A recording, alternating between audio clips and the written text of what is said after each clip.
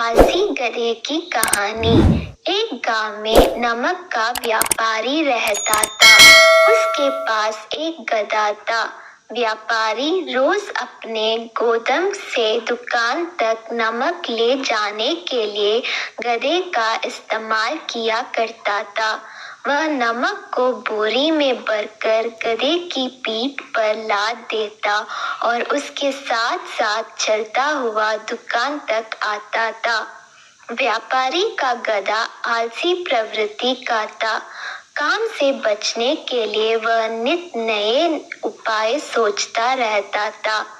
गोदाम से दुकान तक के रास्ते में एक नदी पड़ती थी, जिस पर एक छोटा पुल बना हुआ है।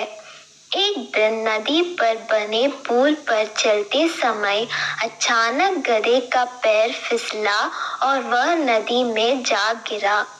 नदी के पानी से नमक की बोरी भीग गई। जब तक व्यापारी ने गधे को पानी से निकला, तब तक बोरी में भरा बहुत सारे नमक घुल चुका था।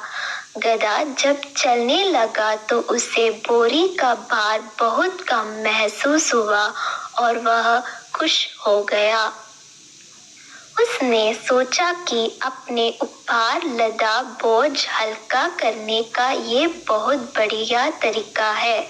अगले दिन वह जानबूझकर नदी में गिर पड़ा। नमक पानी में घुल जाने से बोरी का वजन फिर कम हो गया।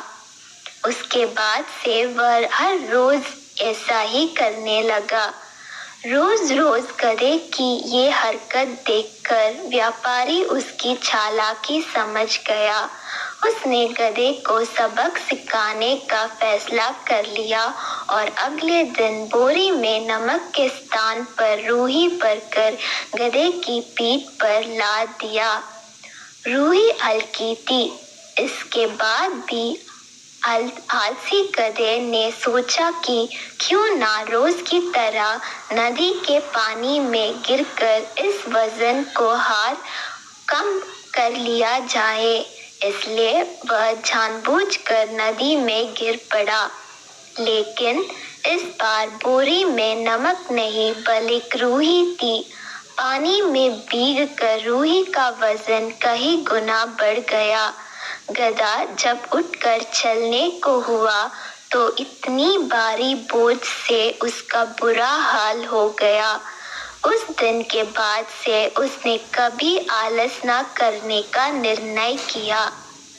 सीख: आलस का फल कभी ना कभी मिल ही जाता है।